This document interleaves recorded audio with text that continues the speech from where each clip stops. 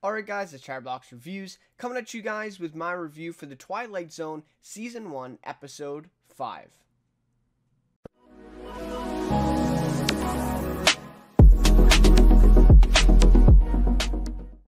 Alright, so Episode 5 of this new Twilight Zone, and I have to say, not my favorite episode so far, but to me, perhaps the most Twilight Zone episode that we've seen yet. So I'll get into more of that and I'll explain my reasoning behind that.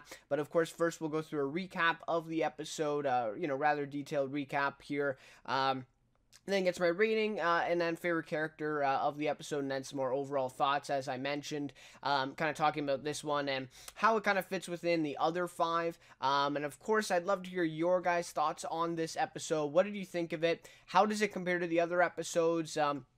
I would love to hear those, your thoughts on those, for sure. So, yeah, what did you think of it? I know a lot of people are kind of down on this right now, with the last episode. Really disappointing for me as well. Episode 3, mixed reactions, I think, for that one. The first couple ones, very mixed reactions. So, I think a lot of people are kind of down on this one, but I don't know. I was okay with this episode. I didn't think it was definitely not as bad as last week's. And so I guess that's a plus, anyways. So if you enjoyed the review, please leave a like and consider subscribing to the channel. Would really appreciate it as well. So let's get into the recap here of the episode. So, of course, right off the bat, this one, very ridiculous. And I think a lot of people, you got to get by that. You got to get by the silliness and the ridiculousness of this episode to understand what they were trying to go for here and all that, right? So there is, of course, suspension of belief here with the Twilight Zone. And this episode, maybe even the most suspension of belief so far, right? Because it's a very silly story, very silly concept, but I feel like it actually works really well with what they're trying to do here in terms of the lesson and the theme of it, right? So, we start off here telling the story of a former campaign manager, Raph Hanks, who's played by John Cho, of course, who lost a historic election for his presidential candidate, Stevens, years earlier, and was wildly popular at the time, even called the Wunderkind, right? Because of his success at such a young age with the campaign. Of course, that's the name of the episode, too. So, but now, due to his wild failure, right, he has become a has-been, and we're seeing a young 11-year-old boy, Oliver Foley, who announces he's running for president in a, YouTube video that goes viral. He gets inspired to run his campaign. So, Jordan Peele comes in at the beginning here. Meet Raph Hanks, a wunderkind. Once the most successful campaign manager of his generation, now Raph finds himself in a valley of booze and regret, one filled with bad choices and even worse polling. He's about to embark on a misguided road to redemption, and on his way back to the top, he'll have to take a dark detour through the Twilight Zone. So, that is kind of what sets us up here at the beginning. Now, I will say, Season 3, Episode 10 of the original show, I believe that's what it is, the episode titled, It's a Good Life. Someone pointed this out to me on the last episode, and I actually watched that episode again. I went back and watched that one before this episode, and there's a lot of things within this episode that connect to that one.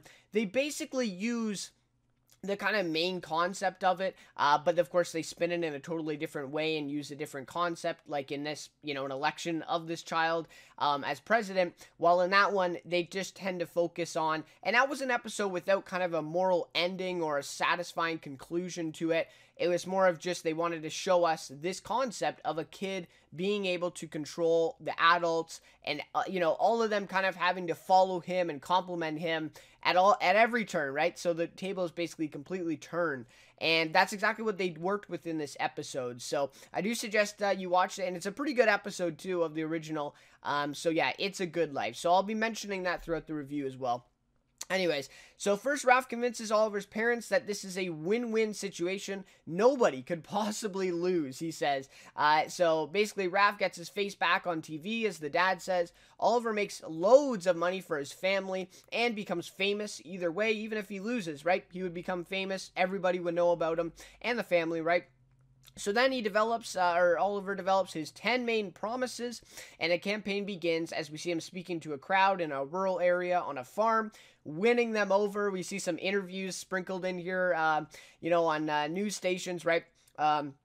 kind of talking about, everyone's, he got my vote and all this stuff. So just immediately, right, kind of blowing up. And he, of course, releases this YouTube video that goes viral once again. And so he's able to win over some of these crowds. So, of course, there was a reference here to Season 3, Episode 10, with, It's a Good Life with the cornfield here in this one, or at least that's how I saw it, because in that episode, the cornfield is where all these people go, where the boy wishes them away, right? And so, of course, and the beginning of the shot, you notice they focus right on the cornfield, and then they pan up. So, I feel like that was, a nice Easter egg mention in there, for sure, dating back to the original episode.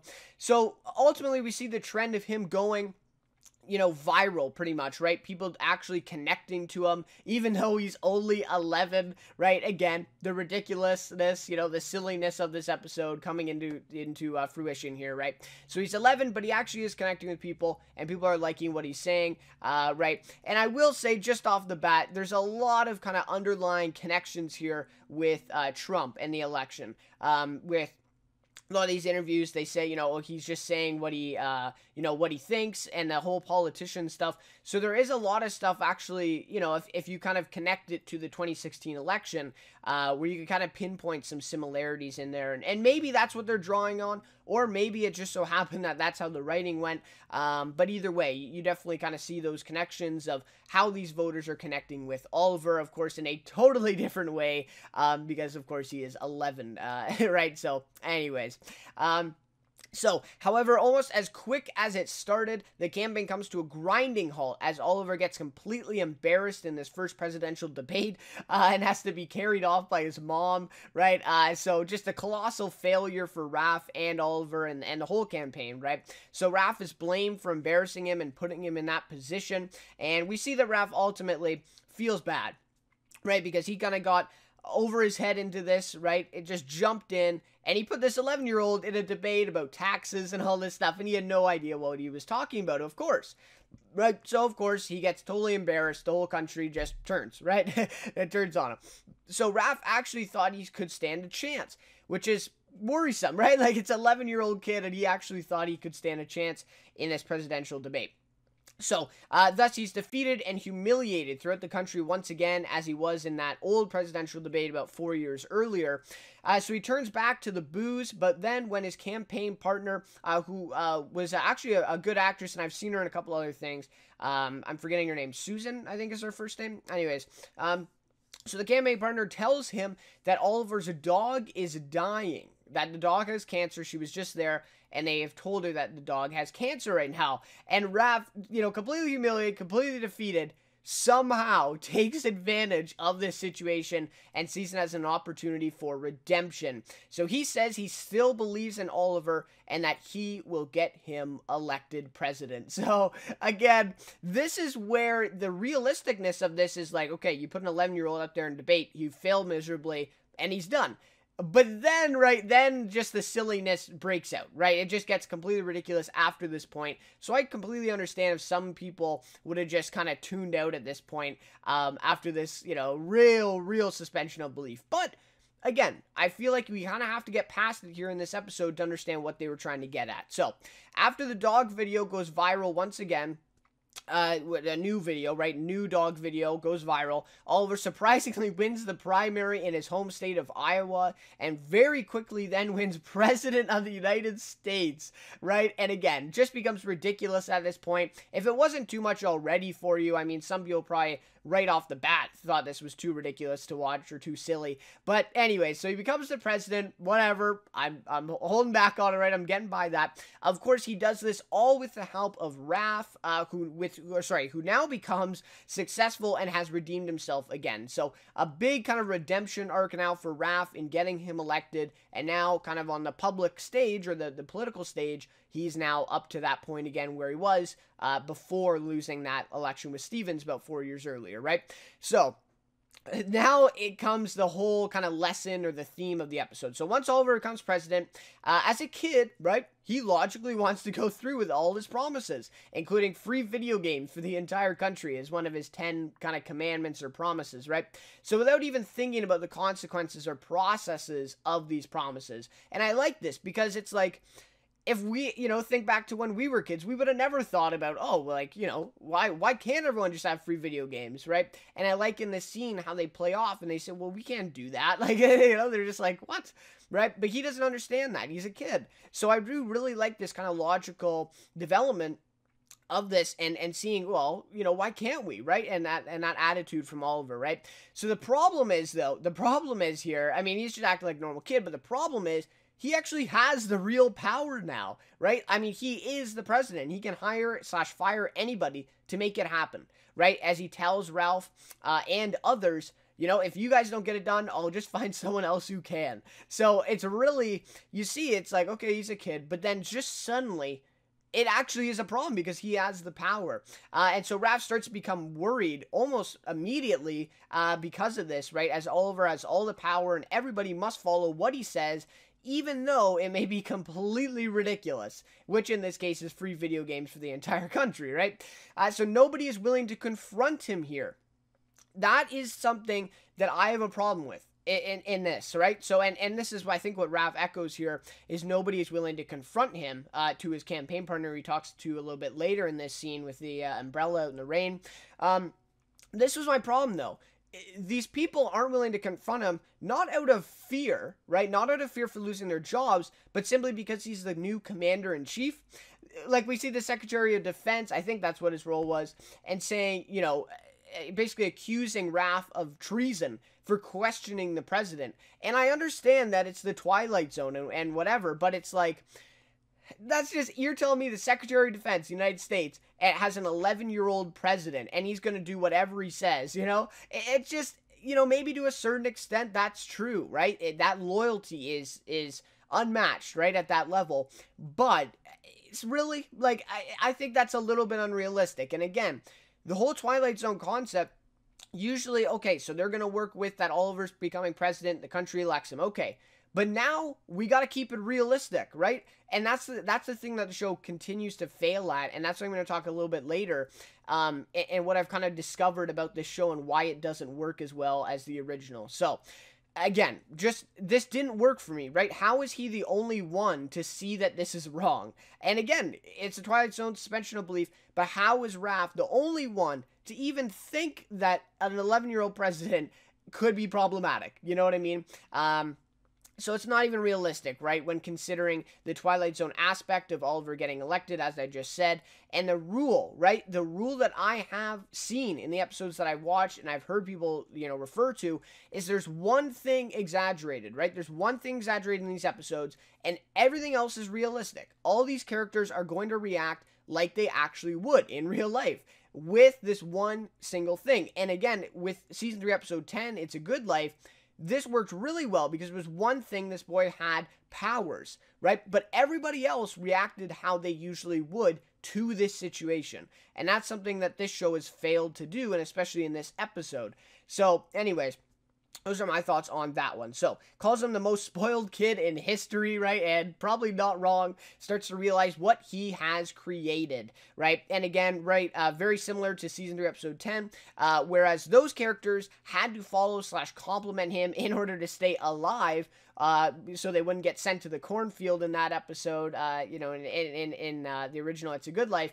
But in this one, it's kind of, they have to listen to him or else they get hired, unless they get fired, and kind of smeared, right? A public smear campaign, as we see later with Raph, right? So, again, drawing that parallel or that similarity to that one. So, Raph goes then to question Oliver over his lack of confidence in him, as his partner suggests, while Oliver, his partner basically tells him, well, just go talk to him then if you're worried about it, right? So he does. Oliver's putting in an inside golf course. Again, maybe a little underlying tone here to Donald Trump with the golfing stuff. So again, it's hard to tell if that is what they're trying to do or not, but it seems a little bit overt here, that the references that they're doing. But anyways, it is what it is, right? So, again, you can totally just not think about that and still be in the episode, right? It's not, you don't have to kind of think about that in order to understand what's going on. But anyways, so he tells him that he's worried, and Oliver instantly becomes volatile, right, with him. Says that he either backs him completely or nothing, right? It's all or nothing, right? He either is with them or he's not. He cannot be worried about specific things. However, Raph in this scene sticks with it and continues denying Oliver's proclamation of a hole-in-one, which he never actually got. They use this, but it's really a bigger thing of saying no, right? Raph is basically... He says it was not a hole-in-one, Oliver, right? And he's essentially being realistic, right? Calling things like they are and not pandering, right? Not pandering to Oliver, and kind of just, lying down and just taking whatever he says. And again, right, it's it wasn't a hole-in-one, but of course it's the symbolization of that, that's important here, right? So he's not pandering to him. He's not going to just lie down. He's telling him like it is. And maybe the first time that's ever happened. So this causes Oliver to accuse him of being treasonous all of a sudden, right? And we heard this earlier with the Secretary of Defense calling him treasonous as well. But anyways, so he calls him treasonous and smiles. So you're thinking, okay, maybe things are going to change. But no, all of a sudden he shouts gun. Oliver shouts gun as, Raph has a gun and he's going to, try to kill him or something like that. And the agent standing behind him open fire on Raph instantly. Again, would these agents have full trust in an 11-year-old calling gun? Would they, and I don't doubt that they would probably shoot, the guy if the president accused him of being treasonous, but again, it's an 11-year-old, anyways. So they open fire on Raph, and they shoot him. So we then skip to the news, where it breaks that Raph is public enemy number 1, and has been accused of treason against the government. So very quickly, it all spins full circle, and again, you see the power that Oliver possesses at this point to completely spin the situation and see that Raph is, treasonous and, a threat to the country at this point. Well, meanwhile, he just questioned him, right? So, again, we see that. So we end off then with Raph in a hospital bed of sorts, in an oddly yellow-colored chamber. It looked kind of weird, but I guess they were trying to get the idea of that he wasn't in a normal hospital. He was kind of in the president's, special place, or special operating room, I guess. So anyways, he's cuffed to the bed, of course, because he's been now, arrested, presumably, for treason. So, of course, this is where we've seen small clips of him throughout the episode, recalling the events of what happened between him and Oliver, and also dating back to the Stevens as we open up the episode. So it's good connection here to see this scene now finally play out. So the man tells him that they need to operate on him for his injuries he sustained after being shot, and they need a doctor to perform the surgery. Now, this is kind of the big twist that all brings it full circle, but it turns out that the doctor is a young boy, right? A young boy shows up as the doctor, as if you remember earlier in the episode, Oliver has made young kids the only legal doctors in the country instead of the old people, because he hates going to these doctors' appointments or whatever, right? Which, it's like, so he basically suspended all the ones with degrees who actually knew what they were doing, right? And so you see this all come full circle. We see Raph scream in fear as the kid picks up a knife to do the surgery, and he does not, it doesn't look like he knows what he's doing at all, this little young boy, and he says, I just want to get back to my video games, and he picks up this knife. So quite frightening, actually, the very end of that, and you see that Raph has basically suffered the consequences of his actions and his decisions throughout this episode. Which, as we see with all these episodes, typically, it's the main character who ends up, experiencing the consequences of their choices throughout the episode, right? So, Peel then comes in to end it off, and he says, society is a fragile ecosystem. Razzle and dazzle people with the right lies, and then eventually they'll go blind to the madness right in front of their faces. Raph Hanks made a living selling the American dream, but once sold, he created a true nightmare that he couldn't pay back, especially not here in the Twilight Zone. So, by paying back, I assume he means, getting arrested, maybe even tortured here at this point by this young boy who picks up this knife, where, he's not able to pay it back, and once sold, he created this nightmare, right, that essentially he has to experience for himself, and that connects back to the first line, where he said a dark detour, right, through the Twilight Zone, and this is going to be that dark detour. So, anyways, to me, the whole message of this episode, summarized, is you live in a world of your own design. That's just my thought here. I feel like that completely sums up the whole episode and what they were trying to push here with the theme / lesson of this one is you live in a world of your own design, right? Raph created this mess and he has to live with it, and he's going to suffer those consequences of, like Peel says, razzle and dazzling these people with the American dream, getting Oliver elected, and now, he's got to live with those consequences of that, which are ultimately very negative in this case, with Oliver getting elected, and what that causes. Not just that all the young boys or young kids are doctors, but so many other things that would just tear apart the country as we know it, right?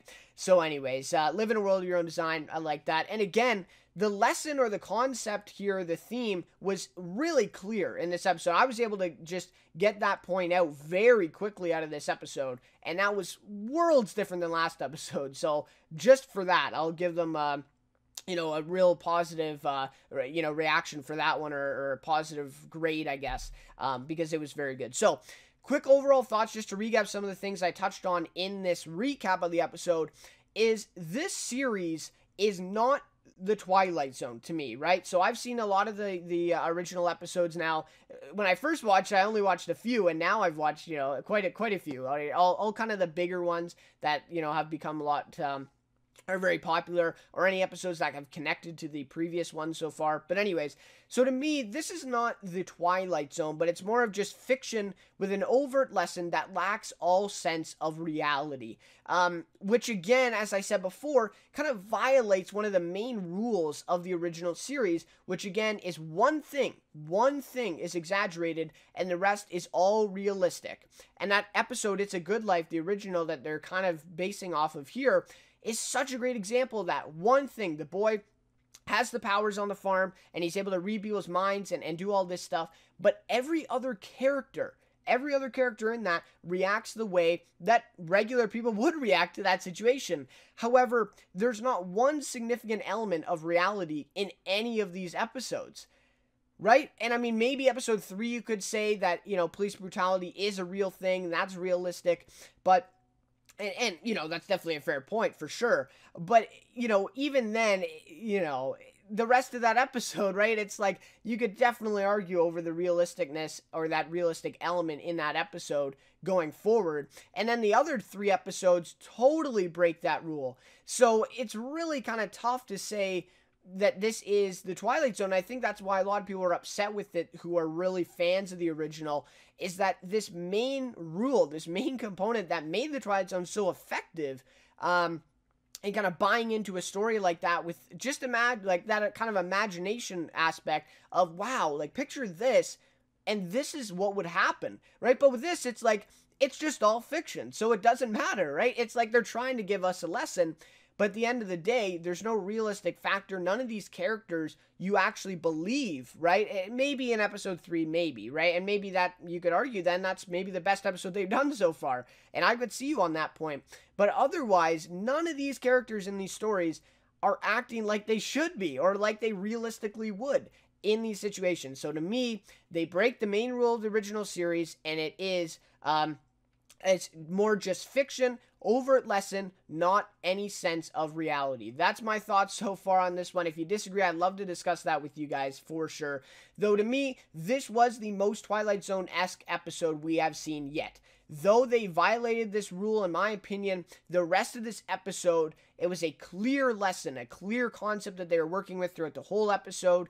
They twisted one thing with Oliver getting elected, and they then played with it in that way. And it was also a good message as well in this one, for sure, which some of the other couple episodes have been really kind of murky. So anyways, to me, those are my overall thoughts of this episode.